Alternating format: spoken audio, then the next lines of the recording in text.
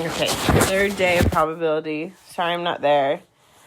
We're going to talk about expected value today. So the expected value of a random variable is given by this equation. We're going to talk about what expected value means.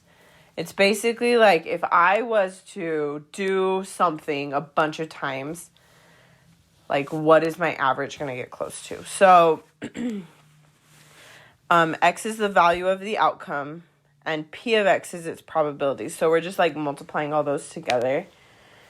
So for this first example, if I want to roll a dice and I want to find the expected outcome here. So I have the possibility of rolling a 1, 2, 3, 4, 5, or 6. If this is a fair 6-sided dice. And the probability of rolling a 1 would be 1 out of 6. Same with a 2, same with a 3, 4, 5, and 6. So then my expected value would be, if I roll a 1, there's a 1/6 chance. I have a 1/6 chance of rolling a 2, 1/6 chance of rolling a 3, 1/6 chance of 4, 1/6 chance of 5, 1/6 chance of 6. Then I would just use your calculator, put that all in, and we get 3.5. Okay, so then like what does that mean? So will you roll a 3.5 on your next roll? No, this tells us nothing about the next roll, plus it's not even possible to roll a 3.5. So, like, yeah. If you roll many times, the average will be close to 3.5. That's what this is telling us. So if you roll more times, the average will be closer to 3.5. So the more we roll, the closer our average is going to be to 3.5. And this is called the law of averages or the law of large numbers. Okay. So let's look at another example. So there's like dice games. I mean, a lot of this comes from like gambling, obviously.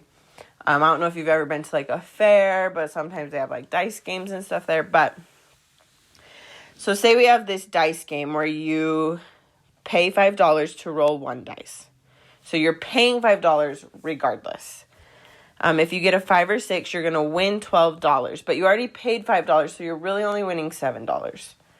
If you roll a 2, 3, or 4, you win $1.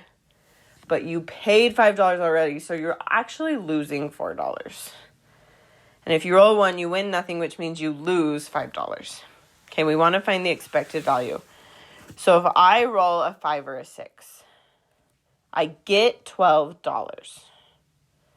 But I paid $5 to begin with, so I actually only get $7. Okay, because we're paying $5. I get, they pay me back 12, well, I'm getting 5 of those back plus 7 more. And the probability of rolling a 5 or a 6 would be 1 out of 3. Because it'd be 2 out of 6, which is 1 out of 3. Now, to roll a 2, 3, or 4, the payout would be $1. But I pay $5. So if I pay $5 and I get $1 back, I'm actually losing $4. So like that's not very great. And the probability of doing that is 50%. And if you roll a 1, you don't get any money, which means you actually just lose $5 because you paid $5. And there's a 1/6 chance of that happening. So if I want to know the expected value from this game, like if I play a bunch of times, what do I expect to win? So it'd be 7 times 1/3 plus -4 times 1/2 plus -5 times 1/6. Which if you put that all in your calculator, you get -0.5. So that means you're probably going to end up losing money on this game. Like, you're not going to win unless you, like, get on a really lucky streak. So, if you play many times, on average, you will lose about 50 cents per game. Okay, that's what this is telling us.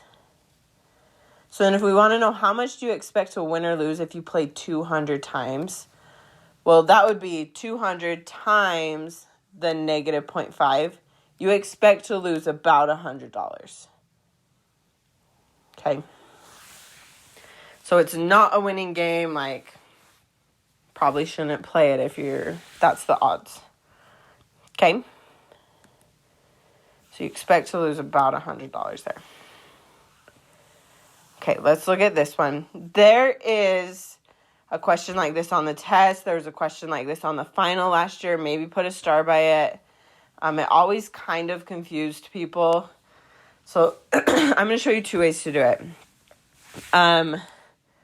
So first, a company estimates about 6% of their products will fail after the original warranty, but within 2 years of purchase. And if they fail, there's a replacement cost of $50. So, like, when you're going to check something out, you're at, like, Walmart and you buy headphones or something, there's usually something that pops up, like, do you want to have a 1-year warranty? That's kind of what this is talking about. And so, if they offer a 2-year extended warranty for $5, what is the company's expected value for each warranty sold? So, their $5 is what you're paying to say, if my product breaks in 2 years, you guys will replace it for free. So if the product fails, well, you pay $5, but the company, we're talking about the company's cost here. The company has to pay out $50. So the company would be losing $45 because they took $5 from you. They have to pay $50 to replace whatever this product is. So they'd be losing $45. Okay, hopefully that makes sense. But they only expect 0.06% of their products to fail. So that would be 0.006 as a probability there. So very unlikely that the product's going to fail, but sometimes it does. Now, if the product does not fail, they get $5 because they get the $5 that people are paying for this warranty. And to figure out what the probability there, I'm just going to do 1 minus 0.006 because it would just be all the rest of the time the product doesn't fail. So it would be 0.994. So 99.4% of the time, the product does not fail. Okay. So if I want my expected value here, be negative 45 times 0.006 plus 5 times 0.994. And that equals 4.70. So the company makes $4.70 on every single warranty that they sell, pretty much. That's what they expect to make.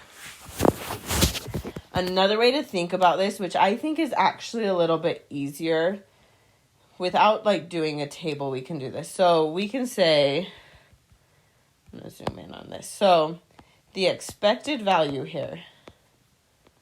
Now, the company is going to get $5.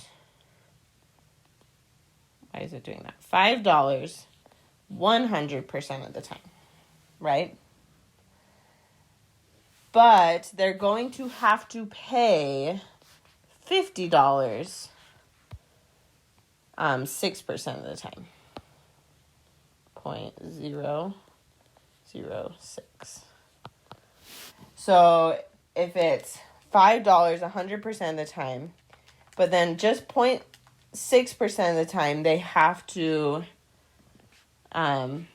pay, you still get the same number. Okay, so whichever way you want to think about that, go for it. Okay, I don't care which way you think about that, but expect a question like this on the test. Okay, and probably on the final. I haven't seen the final, but there was one on the last final. Okay? Make sure to do the in-class exercises. I put the answers online also. And then finish the exercises on Canvas and take the skills quiz. Okay? Be good for the sub. I will see you guys on Thursday.